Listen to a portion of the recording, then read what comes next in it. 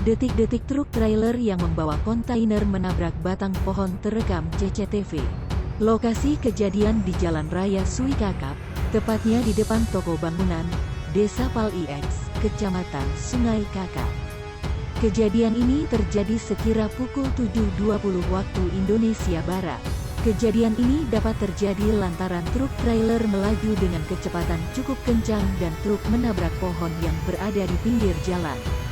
Akibatnya, batang pohon itu pun tumbang dan kontainer yang dibawa truk trailer jatuh terguling ke tengah jalan. Sejumlah pengendara sepeda motor di belakang ikut menabrak batang pohon yang jatuh dan tertimpa kontainer yang terlepas dari truk.